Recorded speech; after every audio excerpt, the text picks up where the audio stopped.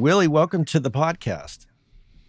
Thank you for having me. This is exciting. I've listened to a lot of them, so to now be on is pretty exciting for me.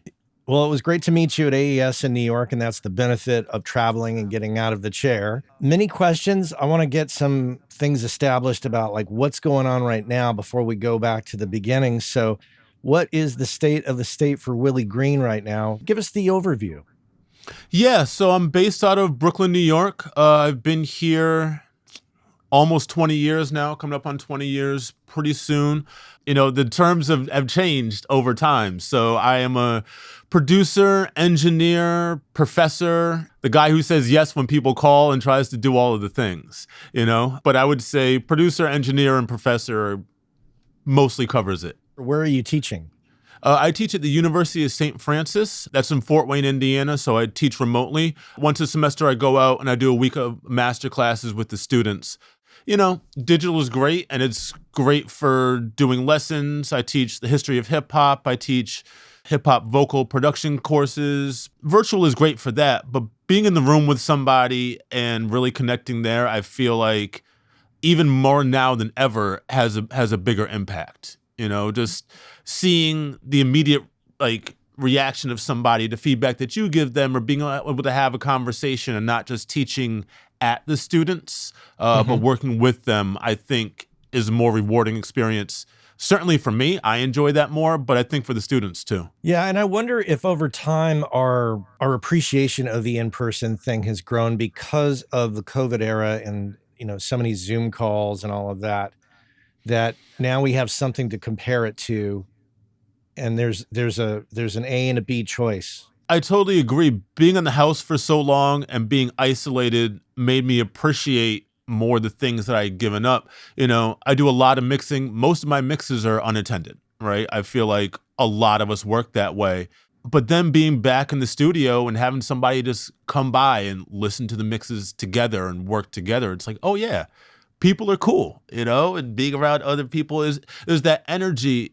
And I think it's not even just from COVID, you know, I think the double-edged sword of technology, where now we all can have our own setups and work wherever we want, and we can make professional music at home by ourselves. And so much music is made that way that part has gotten a little bit lost. So I really appreciate having a studio outside of my house where I leave, I go to work every day. My buddy is down the hall making records, and he's got artists coming in. And there's just that energy of, oh, somebody's doing something really cool down the hall. I need to do something really cool right here. And just that momentum that you just kind of can't get when it's you just by yourself at home. So being out in the world just kind of gives me that charge to make better records. So you've got a space that you rent outside of the home. Is that correct? Yeah, that's right. So for probably the first 10 years that I was here in New York, I worked out of my second bedroom, my apartment. My wife is very tolerant of the noise that I make, but it got to the point where, you know, thankfully I had a lot of clients coming in, a little too much traffic at home. And so it was time to expand and move out of the house. So I did that about, 7 or 8 years ago, and slowly into larger and better facilities. So now I rent a room in a larger facility called Brooklyn Recording Paradise. And my room here is the greenhouse because I like branding. So I'll put green on whatever I can. But so, you know, mixed room, I've got a nice booth, a bunch of toys in here, and you know, I get to come in every day and make records. And that's something, you know, I can't take for granted. Well, we'll come back and talk about that space in particular because I want to get some information from you about that. Let's go back to the beginning a little bit. You, from what I understand, you grew up in a very musical family. I did. My uncle, my godfather, is a musician. He's out in Vegas now, but from when I was little, he gave me a first keyboard, drum machine, and he was always trying to push me towards music because, you know, it's my godfather and that was his passion. So I was kind of on it from very early. My grandfather was a great singer. So it was around, you know, and that's just kind of what life was to me. but I wasn't really serious about it until I was 10 or 11 and started playing drums. And then my uncle was like, okay, great. And he bought me a drum kit. My mom, but my mom was always awesome. She was like, you should practice more. And I'm like, wow, you're the one mother that tell their kid to play more drums in the basement. And so that was great. And I always had that support. So I had bands, I had my high school bands and all that kind of stuff. But my uncle built a studio in his basement. The Tascam Porta Studios were down there. And my band, my high school band went down there, made a couple albums. And the drumming was cool, but I was interested in all the buttons my Uncle Dave was pushing. All the things I was like, wow, you made that trumpet sound really cool with all that echo stuff. What is that? He's like, look at this delay. And he pulls it up. And so if you listen to my records now, like I'm a delay enthusiast, So it all comes from there. But so my uncle had a cover band. And once I got old enough, when I was 15, he started sneaking me in clubs, and I was playing drums in the cover band and sitting out in the truck during the set breaks and whatever. But that stuff really informed a lot of who I am as a musician. First off, professionalism, be on time, know the songs, be prepared. It's one thing if you screw up in someone's band. It's another thing if you screw up in your uncle's band, and you're going to hear about it from your mother, from all your aunties. You're going to hear about it at Thanksgiving, at Christmas. It's like, no, I need to be on point all the time because I'm going to see this guy for the rest of my life. It taught me to be a professional. It taught me to analyze songs. So we're playing cover songs, a lot of Motown, a lot of old reggae, like Studio One type stuff. You had to learn the songs, right? And I'm the drummer. We were a dance band. My job is to keep people moving on the dance floor. The importance of just good time, the importance of groove over chops. I was never a busy drummer, and I try to keep that in mind in my production now. Am I doing something just to be fancy and show off, or am I doing something to serve the record? And if it's not the latter, then it doesn't need to be in the record. The goal needs to be to make the song better. That's what we're all here for. So those lessons really have shaped who I've become later on. And where was this that you grew up? I grew up in Hartford, Connecticut. So a couple hours north of the city. It's an interesting place because it's right between New York and Boston. So, sports-wise, you kind of pick and choose. Like I was a Yankees fan and a Patriots fan. It's kind of like that in-between of these two kind of major places. And I grew up dreaming of moving to the city and being a musician. So you can check that off. But I also went to Berklee College of Music, still close to home, still within this area. But that was a great experience. And again, my family was super supportive about me going to music school and trying to figure that out. And, luckily enough, I did. Tell me about Berklee and your experience there. Berklee was great. It was a really interesting time when I went there. I started in 99 and graduated class of 03. And that was a really interesting time to be in music school because when I started, my first assignments were cutting tape and taking the razor blade and splicing tape, and that was where I began. And at the time, there were 3 Pro Tools rigs in the whole recording department, and you had to reserve them, and the supervisor would come and patch them into the patch bay, and then you could record the Pro Tools. But that was the rarity. Everything was going to tape or was going to high 8. By the time I graduated, every single room had a full-blown Pro Tools rig. We were on 888s then, and, everything had kind of changed over. But it was still a hybrid thing. My senior project, I recorded to 2-inch. The student, I don't know what the curriculum is there now. I know at St. Francis, we don't have a 2-inch machine. It's not where their careers are headed. It's not the tool that they're using every day where, I see right behind you, you've got reels hanging on the wall. Students would look at that and be like, Matt, what is that back there? What's that thing? What are those circles? Yeah, the little circles. It's weird, but they also know so much more than I did entering music school. I came up with the cassette, 4-track. They're coming up with Logic and infinite possibilities. They all come in with a laptop and they've got Logic or FL Studio or Pro Tools. So they come in with an amount of knowledge on production that is far beyond what I did, what I had then. So it's kind of mind blowing, and it changes my approach for how I need to teach because they're already more advanced where I started. And I'm like, I've never recorded on a computer before. That wasn't my experience before college. So it's a whole different world out there now. Very, very different. Yeah. Well, so you graduated in 2003 from the program, and where did you go from there? So I graduated in '03. A lot of my buddies moved right down to New York and started, being runners or GAs at all the big studios around here because they were all still around here then. I was hard-headed and I decided, well, I want to do it all my own way. And I opened a studio in Boston with a couple buddies, and we just decided, all right, we're gonna get some mics together, a little bit of gear. We're just gonna make these records, and we're gonna do it our way, and damn the establishment and all that. And I mean, in a lot of ways, I still kind of have that fire. Sometimes I wonder what would have happened if I had just done it with what was the traditional way at that point. Because I see some of my friends now who I knew then, and they're making huge records, and it's like, yo, like, what if? But my path took me to the right places. I feel like I'm in the right place for me now. If I had moved down here then instead of 4 years later, I wouldn't have met my wife, right? I met my wife because we were neighbors. I moved into the building that she was living in. I wouldn't have done that same way if I had moved 3 or 4 years before, right? So the path I took was the right one for me, but opening your own studio as a 22-year-old with a couple buddies is no easy task. And, we took whatever work we could get. We were doing indie films, which taught me that I don't like post. We were doing metal albums, which taught me I like metal albums, but maybe that's not for me. But you have to do these things to know what is and is not for you. And less valuable lessons were learned, like how to deal with clients and how to keep your composure, how to deal with mixed revisions, and all these things that in school you get a little bit of how to deal with that. But when there's actual money on the line and you're dealing with new people, not classmates, but grown-ups and professionals, you have to handle yourself a different way. And those lessons came pretty fast and pretty heavy, off the jump. But those are the dues that you need to pay.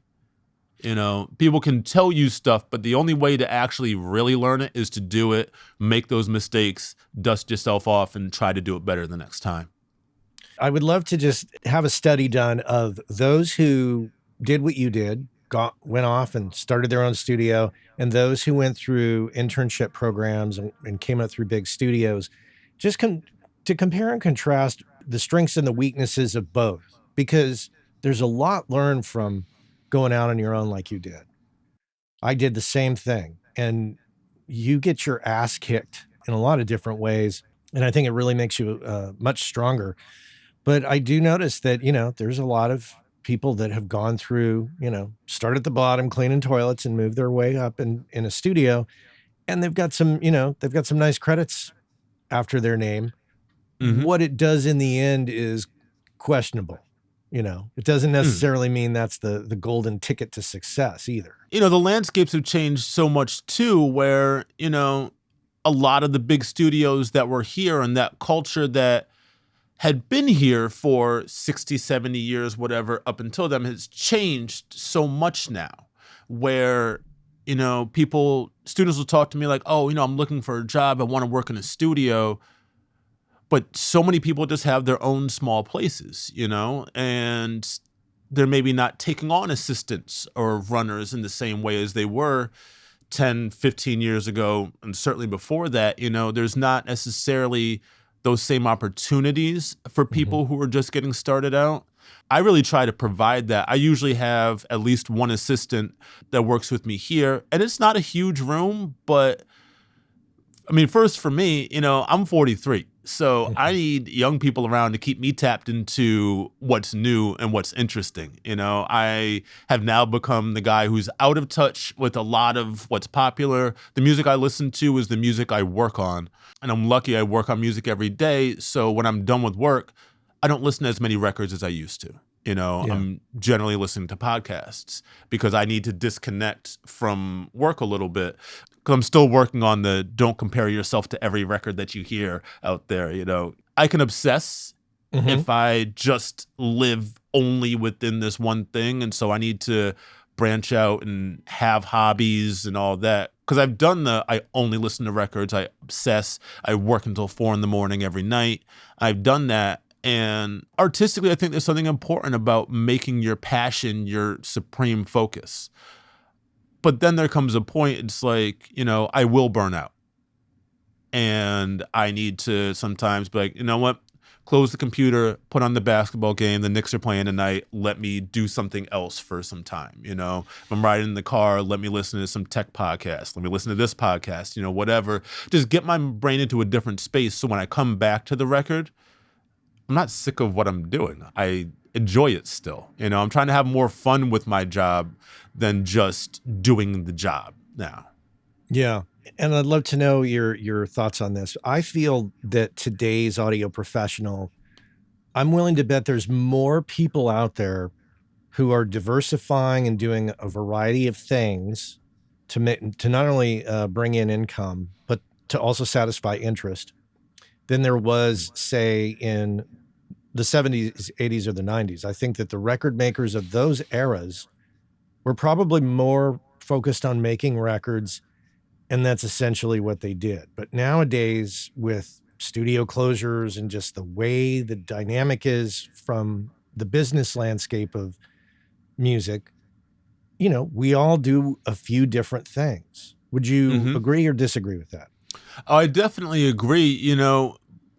It was kind of a mono occupation job for a long time. It's like you are a producer, or you are a writer, or you are an engineer, you're a tracking engineer or a mixing engineer, right? And now we all kind of do all of those things. We're all wearing all of these hats. For good and for bad, some days I wish I could only mix records and not have to think about other things, but it's also not realistic. I need those other things to continue to be successful. But, even outside of music, people don't graduate college and work at the same job for 40 years and then retire anymore. Society has changed now. People have other interests. People focus on other interests, and it's not only about go to work, get the paycheck, go home. Like we are embracing more of life, I feel, and that can't be a bad thing, and so if you can, as far as all the multitasking, as long as you can keep things in order and keep your priorities, in the right direction for what you need, I think it's a good thing, For me, the part of it that I really wish I could do less of is probably social media. I am pretty burnt out of everybody's opinion online. And I've gotten off most of it. I have a Twitter account for when I have to promote something, but I don't go on Twitter and read everybody, because it's just everyone being mad. People want to go on the internet and be mad, and I'm trying to have less anger around my life. I got it pretty good. I make records. I got a great family. I got 2 awesome kids. I don't want to just sit on my phone and be mad about what everybody else is mad about. I don't want that energy, But internet promotion and social media is part of the job now. You can't really do this and succeed at the levels that I would like to be at and not be somewhat of a public figure. It's kind of just part of the deal now. So I've had to figure out that part of it. How much do I want to engage? How much do I need to decide I'll leave for other people or step back? Because I can't be out there tweeting all day long. I got records to make. I got things to do. So I'm active on Instagram. And like that's kind of it, that's where you can find me. I'm not on TikTok. People ask me, and like once Instagram's done, that's probably going to be it for me. Whenever I decide that I'm finished with that, I think that's it. I just kind of chuckle a bit because it's something that I've been talking about quite a bit on the show lately. I feel that it is part of the job now, and I'm with you. I couldn't give a shit about all the crazy anger out there that some people are spewing. So I try to focus on the things that bring me, happiness. One of the things that I love doing on my Matt Boudreau Instagram account, completely independent from Working Class Audio, is find bands. There's just so many great bands out there that are doing some amazing things that I'm just enamored by them. And you know, obviously there's some part of that that is meant to try to get work, but a lot of it is just like, this is a great band. I'm just going to follow and support this band. I think that's really important because, like when I leave work, I don't listen to a lot of music. Like I feel a little guilty about that because I'm doing this because I love music, right? And sometimes you had to fall back in love with the music. Just find a band that's awesome and listen to them. And without okay, well, they're awesome, but now how do I get my snare to sound like that? Who's their manager? Can I get it? Sometimes I just want to listen to something that rocks and just enjoy that, And that's the part that reminds me that it's not just the job, but I'm doing the thing that I love. So for me, it's more music around the house. I play music for the kids. First, because it's fun and they dance, and there is nothing better than a dance party with your kids while you're cooking dinner. That is the greatest thing in the world. Also, when the music's on, the TV is off. And they're not asking for the TV, and it's just us hanging out and having fun. And it's like, yeah, man, that's why I love music, because it's fun. It's supposed to be fun. How old are your kids? My son just turned 4, and my daughter just turned 1. I'm a bit ahead of you. Because I have teenage sons, and they don't really watch TV. Really? They watch. Well, if they're going to watch any TV, it's YouTube, because they can make many more choices and get kind of into the niche of the thing that they're interested in. So, yeah, I mean, I'm pretty similar. When I watch a lot of YouTube content. You can really zone in, just like you said, on exactly the thing that you like, and there's infinite information about whatever it is that you're looking for if you know where to find it on YouTube or wherever on the internet. So, that part's really exciting. If I get really excited about a project that I'm working on, I can go down rabbit holes and find all kinds of cool things to kind of incorporate in that. I'm doing some sound installation work, and I this process where I sample paintings, I sample images, and I create music out of that. I saw that. Could you explain that, how that process works? Yeah, so it started before the pandemic.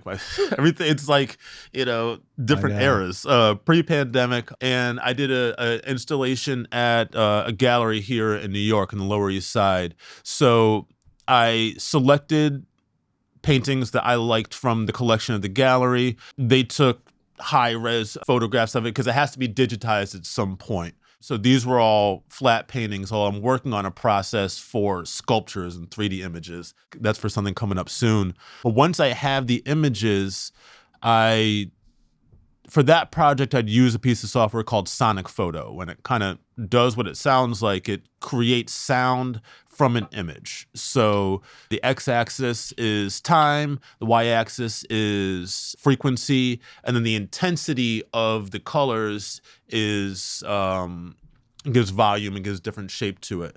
So I am a sample-based hip-hop producer. I came up with stacks of records and sampling off records, and I got to the point where I was losing some opportunities because there would be a sample, in my work.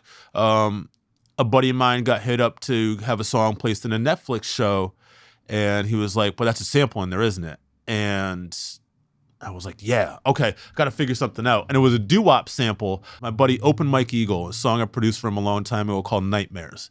Great record, and really kind of put me on the map with a lot of the independent rappers, independent hip-hop scene. But it was this whole doo-wop sample. And I'm like, give me a couple days, I'll figure something out. And so somewhere on one of the hard drives here somewhere is a version of that song with me re-singing all of the vocals from the original doo-wop sample. Took me a couple of days to do, and by that time, Netflix had moved on to something else and put something else in there, because if you don't have what they need right away, they're going to move on.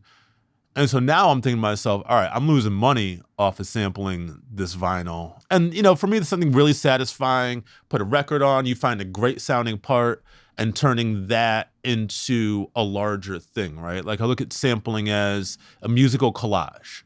You take a little something from something else and you build off that and you turn it into something greater than that and something really cool. But, I can't be leaving money on the table all over the place. So I had to really start rethinking about how I wanted to approach that because I am not a keyboard player.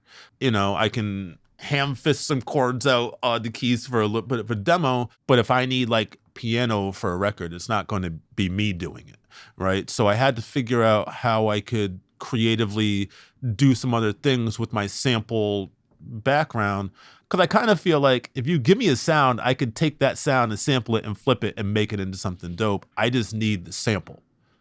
So when I found this software that would let me convert these images, I'm like, okay, well, I can flip anything. That's what I do.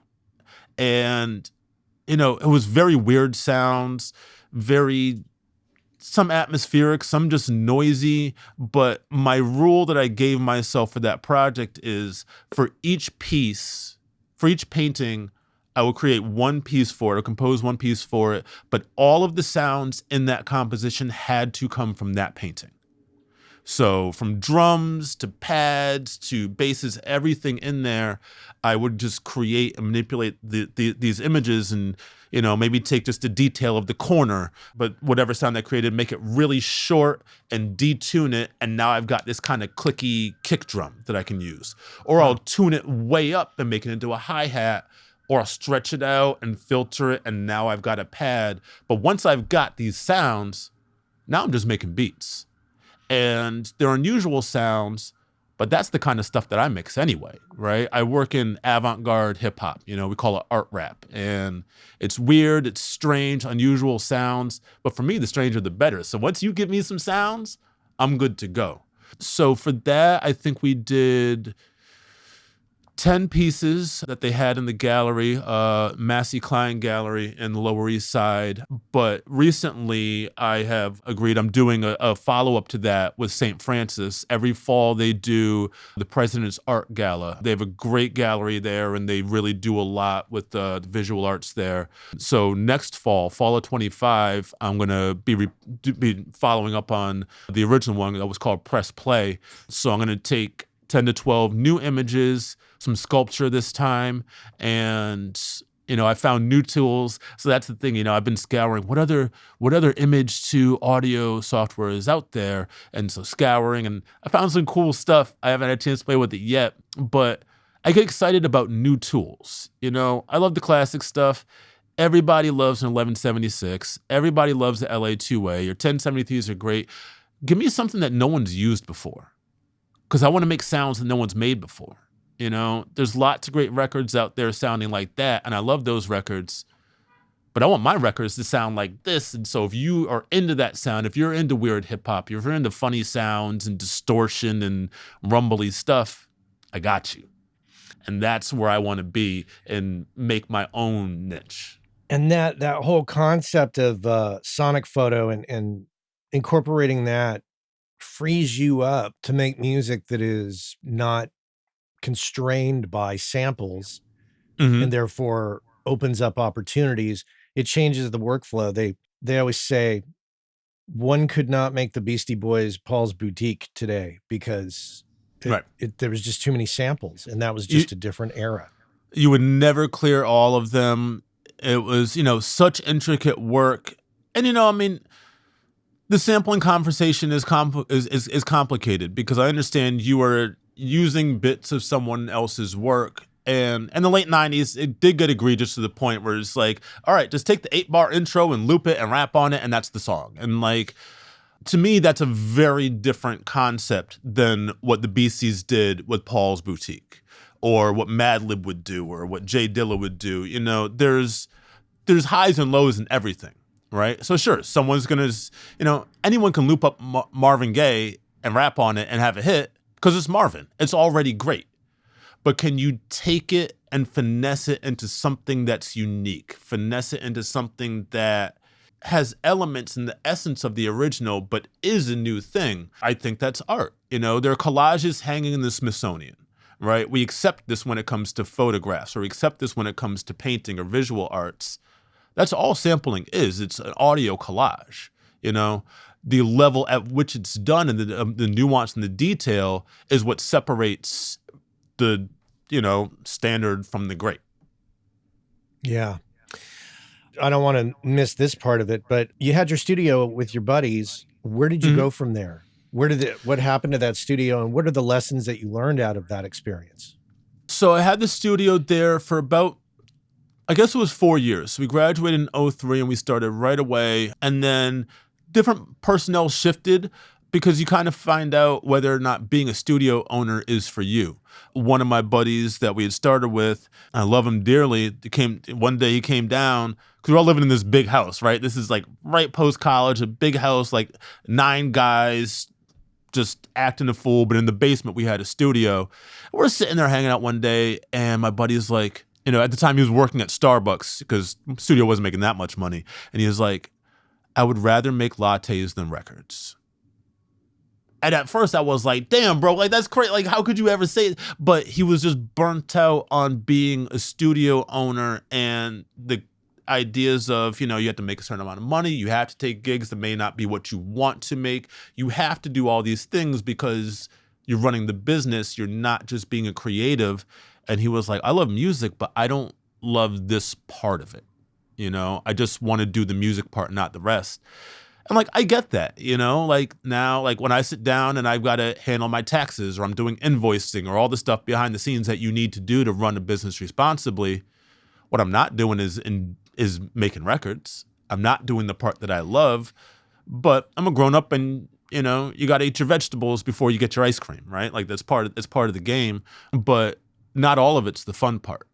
That's the lesson you learn from being your own boss is everything is your responsibility.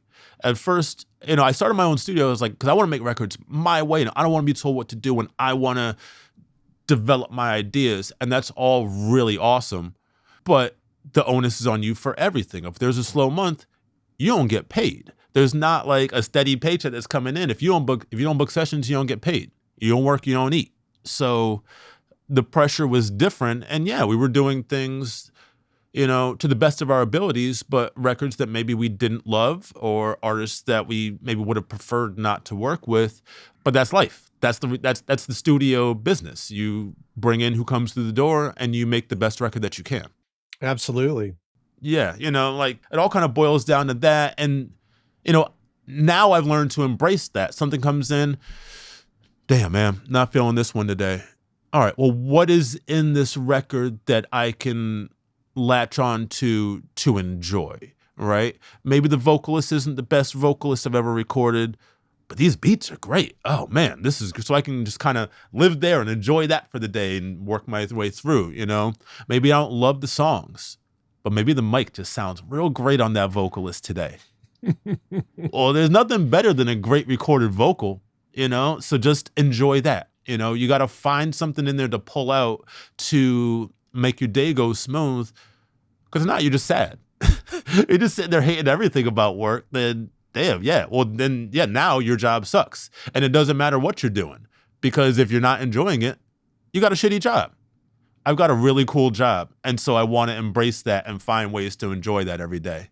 You left that place at some point and moved on. What are the Yeah. next steps in line that lead us up to the point of today? So in '07, I got a call from a buddy who was working at a studio here in New York. At the time, it was Legacy. It's gone through a few incarnations where it was Right Track and Sound on Sound. They merged and they became Legacy, and that's when I came in. I got a call because they were looking for a night manager. My buddy was one of the daytime managers, and he was like, yo, man, there's an opportunity. I'm jumping around a little bit. Along with running my studio, I had also, had other jobs like my buddy who was slanging lattes. I was a bartender and a bouncer. And then at one point, I went back to Berkeley and I got hired as the assistant studio manager there. So I was helping the students book rooms, making the schedule for where the classes would be in which rooms. We had 12 rooms at the facility then. I think now they're up to 20-something. They expanded after I left. But I was booking a 12-room recording studio 24 hours a day. The studios always ran there. And I was dealing with the students, were essentially the clients. I was dealing with the faculty, which, labeled kind of, and organizing all these things. So I kind of had those chops. And my buddy called, who was like, yo, man, you need to get on the bus and come on down here and interview for this job. And I was lucky enough to get it. So I packed up and I moved to New York. And I moved to Brooklyn. I slept on my buddy's couch for about a month. And then I moved into an apartment and I met my now wife. So all that worked out really great. Job-wise, it was really cool for a little while. I loved the job. It was cool. I went from, booking student sessions to, okay, Beyonce's in Studio A today. Kanye West is down in Studio C. And at that time, Frank Filippetti had Studio B as his personal room. So it was Frank and it was Phil Ramone and whoever they were working with. So they might have Carly Simon in there, Kanye downstairs, Beyonce there. And then we also had a separate building where there was this big scoring stage. So we may be doing a Broadway show, or Mariah Carey liked that room. So all of these things are going on all the time. And now I'm here and I'm managing all these things. And that's a big leap from, I love the student sessions, but these are not the same thing. And then 2008 hit and the economy crashed. And we no longer needed at that point, third manager. And I was new guy, last guy in, first guy out type of situation. And it was pretty wild. So that happened. They held me on until February of 2009. I know it was February because I moved in with my now wife on the 1st of February. And before Valentine's Day even, I had to go home and be like, so I lost the job. I know we just moved in together, but we're going to figure it out. And at the time, New York was giving 9 months of unemployment. So I said to her, give me 8 months to figure out the music thing and all of this. And if that doesn't work, in month 9, I'll call your uncle and I'll ask him for a job selling insurance and we'll do that. But I'm going to make it work for us, right? And so when we moved in, the second bedroom we knew was going to be my studio because I was still doing work at home because I was managing at Legacy, but I was not engineering there at that point. And it's something they let me know when they hired me. You're not going to be on sessions. You're going to be booking other engineers on sessions. So just know that off the jump. When I moved to New York, I started reaching out to people in the hip hop scene because I wanted to develop my own thing, knowing I wasn't going to be working on those huge records at Legacy in that way. And the first email I sent was to a label called Backwoods Studios. I had randomly, when I was in Boston, I bought a CD from this group called Super Cron Flight Brothers. And this was in the days where you would buy a CD just off of the cover or off of one song, which is like a foreign concept now because you have everything given to you. I bought the CD because I read a review of it on a hip hop forum. I bought it and I hated it at first. I'm like, I don't get this. These guys aren't rapping on beat. The beats are weird. Like, what's going on? And one day, a friend of mine was like, yo, put on that one song again. There was a song called Rent Control. And it was a solo song. So the group was 2 artists, a guy named Privilege and a guy named Billy Woods. And this Rent Control song was a solo song by Woods. And it was just about, landlords and rent and, struggling in New York City. And like, it clicked, Matt. It was the point where it's like, oh, I didn't get this before, but now I fucking get it and I love it. I want this, it's one of those things because I like challenging music. I like music where at first I hear it, I'm like, oh, I don't know what that is. Because when it hits you, it's more satisfying. It's like, oh shit, I get it now. And this is incredible, right? Like you discover something. If I can glean everything from your record on first listen, cool. It might be a fun song, but like, where's the replay value to it? Where's the inner depth? Where's the layers to it? So I moved to New York and I sent an email to Backwoods Studios. Hey, I'm Willie Green, producer, engineer, just moved to the city. Really like this album, which is called Emergency Powers. I was wondering if you guys are looking for beats or looking for anything. And the most valuable lesson I learned in my entire career, a few weeks went by and I didn't hear back. I followed up. And I tell this to every student that I meet. I'm like, follow up professionally, not like, yo, why didn't you get my email? Just like, hey, just want to check back in, see if anything. I followed up and Woods himself hit me back and was like, oh, let's meet up. We'll listen to some beats or whatever. So that was early 2008. and I am currently mixing, I think, maybe my 15th album with Woods right now. We've been working together since then. It's one of my closest friends. He was in my wedding, everything. It just came from following up and just hearing this music and giving it a shot. So we were working in, sorry, my stories are very long. My wife tells me that I'm long-winded, but I don't know. So this is okay. I love this. So we had been working on records. I did the last album for his then group, for Supercron. I executive produced the whole thing, and then immediately the group broke up. Like while we were mixing the album, the other guy in the group kind of disappeared. And it's kind of funny. I had this string, like those metal albums that I'd started my career with in Boston, and then a couple bands after that. We'd do the record and everyone would be happy, and the band would break up. And I started thinking, yo, is it me? Like, what am I doing to these people? I keep ruining their bands. And so Supercron broke up, and the album is, I think, still pretty good. I've listened back to it recently. I'm like, okay, some of that stuff is it still goes. But Woods and I decided that we were going to do his next solo album. And he was like, look, man, we're going to do one more, and if this doesn't work, I'm gonna have to go do something else. I'm like, bro, I'm right with you. I got 8 months to get this thing cracking. If not, then I'll see you when I see you. So we hunkered down, and the second bedroom was the studio, but it was tight. It was like 10 by 10. So the mic was in the kitchen, run the cable out there. So, I have a unique schedule where I only work 9 to 6. And now I work 9 to 6 because I drop the kids off, I work, and I leave. I go home, I cook dinner. I'm not Willie Green. I'm not Paul. I'm daddy after 6 p.m., right?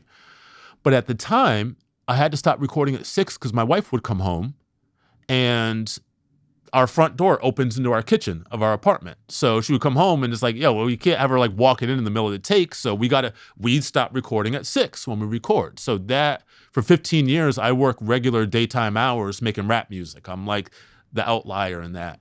But we made this album called History Will Absolve Me. And that album, I can say, saved my music career, made my music career, however you want to look at it, and taught me that, even as small as you think what you might be doing is, it can have such legs and literally reach across the world. So a few years after the album came out, and it was, moderate success here. We pressed up some vinyl. The vinyl moved enough where we're just like, okay, well, we're going to do another one and we'll keep going. But a few years after it came out, I was in Jerusalem with my wife. We had gone over there for a wedding and for vacation. We're staying in an Airbnb, and so we went to this bar that the Airbnb had recommended. It's like, oh, cool vinyl bar, good beers, whatever. I'm like, vinyl and beers? Like, I'm ready. Let's go. We go over there. We're talking to the bartender. And she's like, oh, you're American, blah, blah, blah. What do you do? And I said, oh, well, I'm a record producer. You're a record producer? What do you make? I'm like, oh, I make hip hop. Have you ever heard of a guy named Billy Woods? I'm like, yo, you're playing with me. Like, this is the actual other side of the planet, right? Like, we're in this tiny hole in the wall bar in Jerusalem, and she pulls out the vinyl of History Will Absolve Me and plays the whole thing top to bottom, both sides in the bar. And I'm sitting there, and I'm just like, this is unbelievable. I'm telling you, like, we made this in my kitchen. We made this in my apartment. This is literally like, there's a skit on there where we needed, like my sister-in-law is like on skits here, like everything, like some of the tracks. One of the songs you can actually even hear the buzzer from my doorbell in there because somebody rang the buzzer in the middle of a take. But the guest rapper is like, no, that's the take. Leave the buzzer in. Fuck it. That's it. And I'm like, okay, so it's there. Like, this is my life. This is my home on this record. And we're on the other side of the planet listening to it. And somebody there found it. And I'm like, okay, not only can this work, this can really reach out to places I could not have expected. Right. And that was the one, like, that was our shot. Like, this is the last opportunity. And we've gone from that, and now, his albums hit Billboard. He's touring Europe right now. I never even know what continent he's on half the time. And this all stemmed from, we're going to give it one last shot, put the mic put the mic in the kitchen by the stove, and let's do it.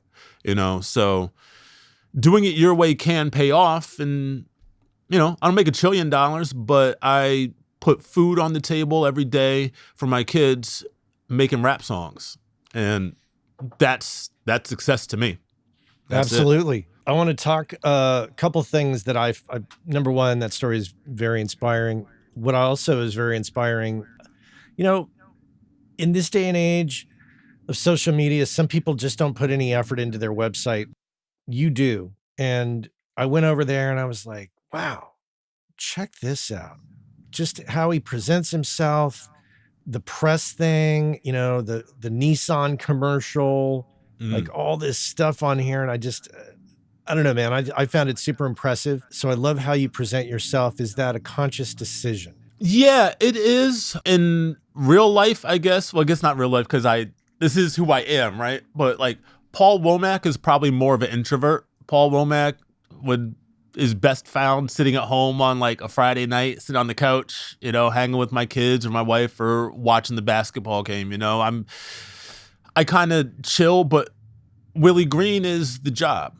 And I do a lot of lecturing. I do a lot of public speaking. I've been part of AES for a long time now. I started doing small talks and then had opportunities for bigger and bigger things there. I'm a former governor of AES. So these things have kind of expanded, and it comes from forcing myself out of my shell. And, I like to tell a long story, we know that, but trying to be personable and be available to people. But first impressions, it really does matter. Like your first impression really truly matters. If you go to my website and you don't know me and you don't have an opportunity to get to know me before that, and it's all janky and it's unprofessional, you're going to think that is who I am, that I'm unprofessional. But I strive to be the most professional in what I do. I love to chill. I love to have fun. But at the end of the day, if I'm your producer and engineer for your album, the details are on me. Right? The artist, and yeah, they're really responsible for everything, but they hire me to be professional.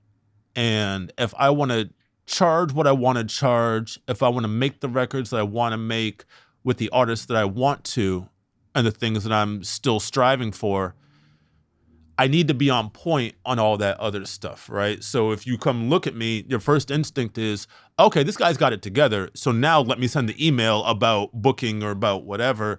If I don't come off as I have all my stuff together, I wouldn't hire me. Yeah. And that's why I try to think is like, I want to be someone that I would hire, because we spend long days in small rooms working very closely with someone. And you need to be a good hang. You need to be a good person. You need to be someone that people want to be around. I don't believe at all in the whole, you got to be cutthroat and do whatever it takes to be successful. You can get a hit being that way. You can get short-term success being a jerk. But who wants to work with somebody like that? After a point, it's like, I want a career. I don't want a hit. I mean, yeah, I want a hit, but I want a long career. I want a lifetime of this. And I want to be someone that people enjoy working with. So for me, that's the best feedback I get from clients. I talk to people, I'm like, oh, Green was just, great to work with. He's patient, he's focused, he's dedicated to what we're doing at the time. And that's how you make your best music. If you don't like the person you're making music with, your records sound like that. If you're enjoying the process, your records sound like that. And that's the records I want to make. I bet there's a story to this. What's the story behind the name? It's funny. So in college, well, even before college, in high school, I went by the nickname Chocolate Thunder. Which I had no intentions on saying that on this podcast. So there's that. Chocolate Thunder was the nickname of a basketball player named Daryl Dawkins back in the 80s. I'm just huge hoops fan. NBA that's my hobby. That's what I'm doing when I'm not making records, basically. And I just thought it was cool. And when I was 15, I was like, no, y'all got to call me Chocolate Thunder. And then as I started to get more professional, I'm like, nobody wants to call me Chocolate Thunder. Maybe we need a different rap name. And in college, me and some of my buddies were always just playing. We're like, oh, that would be a dope rap name, this, that. And we all had like 15 different like rap names. That kind of comes from like all the Wu-Tang members always had like multiple names. And, Wu-Tang, I would say, is Wu-Tang and Marvin Gaye are my biggest musical inspirations. And so hopefully my music kind of sounds like the combination of that. That's what it sounds like in my head. So anything Wu-Tang was doing, I was on board with it. So we just started getting more and more rap names. But I was watching an old blaxploitation movie called Dolomite from the 70s. And the villain in that movie was named Willie Green. And man, I mean, he was just a bad motherfucker. Like, Willie Green sounds like you drive purple Cadillacs and wear crazy hats and are just like the coolest dude. I'm like, well, I want to be cool. I was not cool, but I want to be. I want to sound like I am. And so, Willie Green is the one that stuck. There are lots of really bad ones that I'm very lucky I did not get stuck with. Again, Chocolate Thunder, not making it. There was this late 90s, there was this small thing, like mafioso rap. There was this, everyone was obsessed with, all these mafia movies and whatever. And Wu-Tang was doing a lot of that. Raekwon the Chef was doing that. And so I wanted to be Paulie Corleone.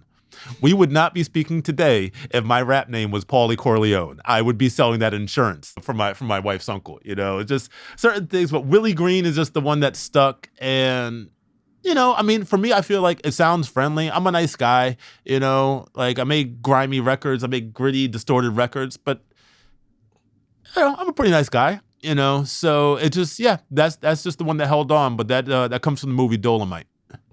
Dolomite. I think I've heard of that from Eddie Murphy. I don't personally know Eddie Murphy, but I think I've heard him talk about Dolomite. He did a movie on Netflix of the making of the original movie. The original movie, the character Dolomite was Rudy Ray Moore, an actor named Rudy Ray Moore, who was really a precursor to rapping and to hip hop in general. Hip hop was created in 1973, but before that, late 60s, early 70s, you would have these guys and they would just kind of, there were records out there. You can find records from Rudy Ray Moore where it's kind of street poetry, hustlers poetry, where they would be telling these tales and in rhyme, and then they would have these, 60s and 70s funk backdrops playing when they would just kind of be telling stories. Like he has one called The Signifying Monkey, and, especially with Rudy Ray Moore, I mean, these are dirty stories, dirty humor or whatever, but there was just this coolness to it that I think really lent itself to what the early MCs were doing in the early mid-70s with these same backdrops from DJs like Kool Herc and Grandmaster Flash and the Originators. So it all kind of stems from the same place, but, because nothing exists in a vacuum. People are influenced by what they hear and what they like and what they don't like. So those Rudy Ray Moore records are things that the first MCs had grown up hearing, and then they took that to the stage, and then that's what became hip hop. And so Willie Green was the bad guy in Dolomite? Yes. Yeah. It just, cool name, man. It makes me think of the Duke in Escape from New York with Isaac Hayes. Where he's driving down in New York, where New York is a prison, and there's this particular music, and he's got chandeliers on the front of the car. That's the vibe, Matt. That's it. That's the whole thing. Like I growing up, and like I idealized that kind of stuff, and as I grew up, I understood more about what a lot of those movies are about, that kind of stuff. But it was cool. It would just look cool, like a big Cadillac like that. I mean, I still like a big Cadillac, it was just a cool vibe, and I wanted to embody part of that. I don't know. I don't know. It was just a cool thing, and that's the one that stuck. Well, we're about out of time, so let's circle back now to where you're at, the place you're at. Mm-hmm. This is a place where everybody pays rent for a dedicated studio space. In essence, yes. Right? Okay. Mm-hmm. So, is it a step above, say, like a rehearsal space? Yeah, for sure. So, because I've done the rehearsal space thing where, basement of a warehouse chopped up into 16 rooms, and, you put your studio in there, but the metal band may be recording, or maybe rehearsing next door. Guy on the other side is making trap beats, and you're like, I just want to do this cello overdub, but I guess not today, And then I moved into a different place, which was a little bigger, much cheaper, and was way out in the hood. So for, it was out in a part of Brooklyn called East New York. It's as far east as you can get in Brooklyn before it becomes Long Island. And it's the hood. There's no real question about that. Within the four walls of my studio, it was great. But to get there, you have to, walk through, unsavory places. And I would have singer-songwriters with ukuleles coming out to the studio. And I'm like, yo, this is not sustainable. Like this, nothing bad happened, but it was time. I was like, we need to get out of there. There's no food around. There's no restaurants or anything. So now, like I said, I'm in an area called Carroll Gardens, and it's just a nice place to be. There's great coffee shops, great food, restaurants, bars, all the stuff around. But now, as opposed to being in that chopped up warehouse, it's a facility. We have 2 rooms here, and then we're getting ready to bring 2 smaller production rooms online. And so my buddy Brian runs Studio A down the hall, and they got a live room there. So I'll go in there, record bands, a few times a year. But I'm in here. Studio B is the greenhouse. And I come in here and I get to mix and master rap records every day. 9 to 6 on, 9 to 6 Monday through Friday. This is where I'm at. It's comfortable. We got a big lounge.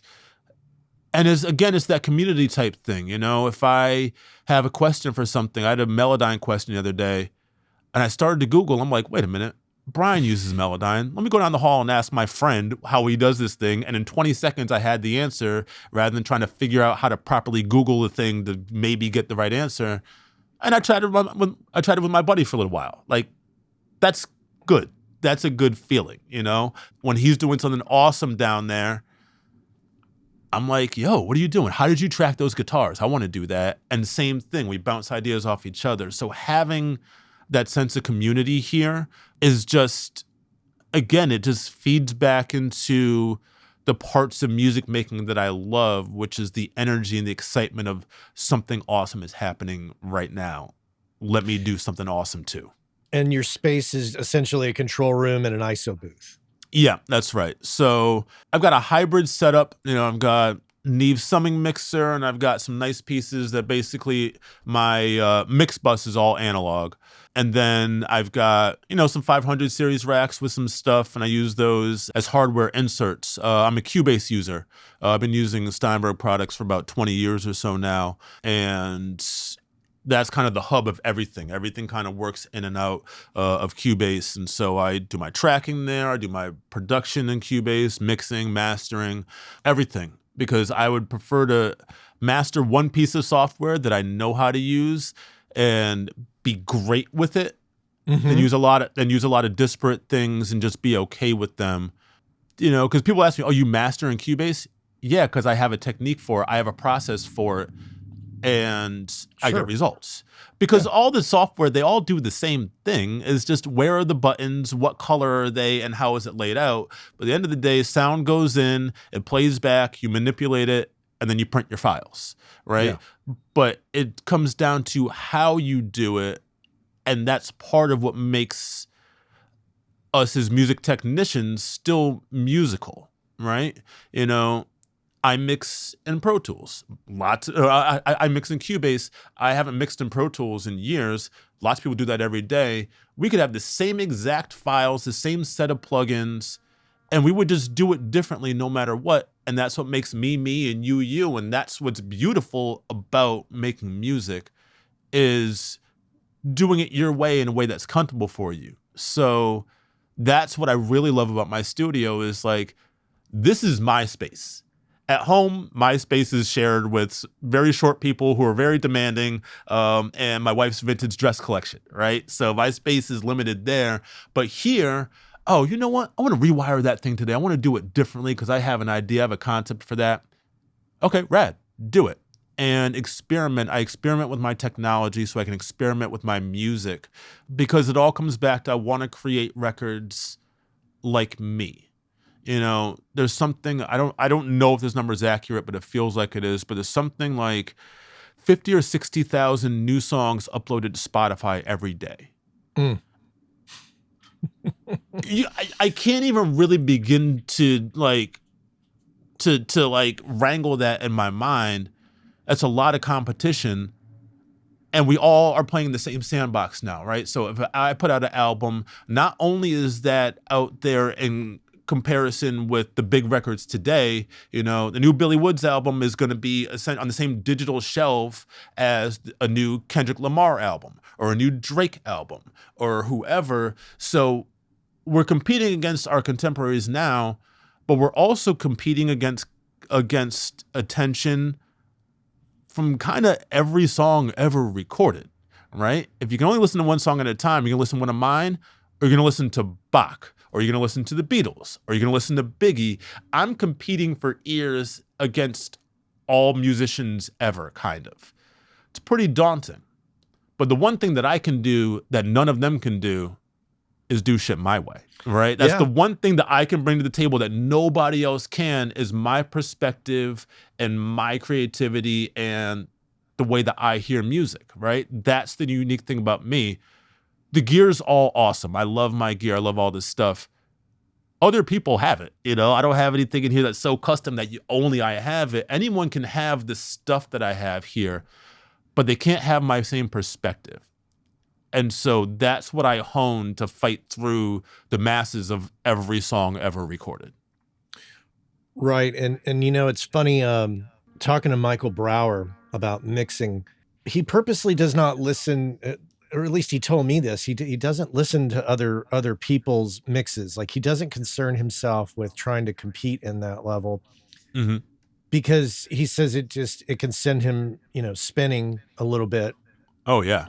And I at first I was like, oh, that's a different way to do it. But I understand, because it keeps you focused on developing you. And I think that is one of the things that's such a danger today, is that as audio professionals, as creators, producers, artists, etc., there's too many people who are watching videos to mimic, you know, whether it's the use of presets or watching a video to see exactly how to get that snare sound or do this or do that to replicate what other people are doing. I think time is better spent developing you. And I love that you do that. I couldn't agree more. The preset game is kind of very funny to me. I see people selling presets. Get this preset and get this snare drum. Yeah, you know, that snare sounds awesome in that one particular song and that one particular thing, but that doesn't mean the snare is going to sound great in your song. You don't have the same snare. You don't have the same drummer. You don't have the same song. You don't have the same anything except for the same preset. If you don't have the same tempo, then your compressor preset is already out the window, because your attack and release times don't necessarily work musically for what's happening, right? Like, each song is an individual moment. So it's one thing to get into the ballpark, but it's another thing to just be like, well, I'm going to plug in 1, 2, and 3, and that's going to automatically give me 6. It might not. It may give you 7.5. It may give you 0, you know? Like, I try to take each song as a moment when I'm in it. And, you know, and this is me fighting against you need to mix 2 records today because your deadline is coming up and you also had to pay rent. So you got to get these records today. And the business part of my mind, but I just want to get lost in the mix. I just want to do what's right for that song in that moment. And so the idea that I can just take, you know, and I'm one of these people, I'm on YouTube, all over the internet, running my mouth about how to mix records, but I try to give it in a way of, this is what I did here. And this is the concept of what I'm doing. So how can you apply that to your record, right? Mm-hmm. I try to approach it from that perspective rather than, this is how you compress a snare drum. Because every time I find myself trying to do a thing that somebody else does, like, oh, I want to do the super compressed, like, heavy rock thing, it always sounds bad. Whenever I'm trying to do somebody else's thing, it's never right. But when I just sit back and say, okay, I have confidence in the knowledge and the skills that I have collected to this point, so let's just use that and make music. When I let go and just let it get that basic, and you have to understand the fundamentals, of course, but once you mastered the fundamentals, that's when you can get loose. You got to know the rules so you can properly break them. If you're just doing stuff willy-nilly, you may luck upon something cool, and that's awesome, but that's chaos. I want loosely controlled chaos. I want to know enough that when I break the rules, I'm breaking them effectively, because then I can be musical about it. Then I can make something great. And to conclude, do you have a philosophy about money management as an audio professional, as a producer? Like, do you have a strategy and a mindset that you adhere to, or is it a constant game of experimenting? I've been trying to experiment less. You know, it all matters where you've been. I did a lot more gear experimenting before the kids. And now it's like, okay, what do I need? I've been lucky to, I have a lot of sponsors, a lot of companies that I work with, software and hardware. So, I get stuff and I get my hands on things, and, I love my partners and all that stuff is cool. I would say my advice to give people, starting a studio or just starting out, don't max out your credit cards. Don't be like me. Because I did that. I was 18-year-old. I went to a Celtics game in Boston, and I came out with a credit card in like 3 or 4 weeks. That thing was maxed out, and it took me a while to build my way out of that debt because I wasn't making enough money. I wasn't making that much money already, so then I had debt to it. It's like, all right, well, I guess I'm just screwed, right? And now it's different. I try to buy things only that I can pay off in the next month. Right. And so if I want a really expensive compressor, I'm going to save for that. And then when I can buy it, throw it on the credit card, get the points, the miles, or whatever, but pay it off. Don't get buried under debt because it's so hard to get out of that. And you don't need to spend crazy money to be able to make good records. I do believe that you get what you pay for the most case with a lot of gear, and the high-end stuff is really nice. But I also believe that any engineer worth their salt should be able to mix a record with stock plugins if it comes to that. Because the gear are the tools, but it's not the gear making the records, it's you. And so if you give me a Digirac EQ, I should be able to do a little bit of surgical EQ and clean something up or do whatever I need to do. Now, would I prefer something else? Sure. But we can prefer things all day. What do you have at the moment and what do you have to get the job done? Do it. I feel like the fundamentals should allow you to be able to do that with just stock plugins. And also stock plugins are awesome. It's not $19.99 anymore. Every DAW comes with incredible plugins. Like, we are far beyond where we used to be. There's lots of stuff out there, but whatever you buy, you buy a Mac, it comes with GarageBand. That's more than I had when I was making my first records. Far beyond, right? You upgrade to Logic, you got what you need. It's how are you going to use it. Master those tools before you go and spend a whole bunch of money on stuff that, to some degree, does the same thing. For the audience, in the show notes, as per usual, everything will be there that you need. WillieGreenMusic.com is the place to go. As a fellow audio professional, I think you will find some inspiration there in terms of how one can present themselves in a very compelling way. And I really like it. Willie, great to talk to you. I'm so glad that I met up with you there at AES. Looking forward to seeing you in person again. Absolutely. Thank you very much. Like I said, I'm a big fan of the show, and I know we're well past 500 now, man, but you've been cooking, and it's great to be here, man. It's an honor. So thank you very much for having me. Well, thanks for being a part of it, and you take care. All right.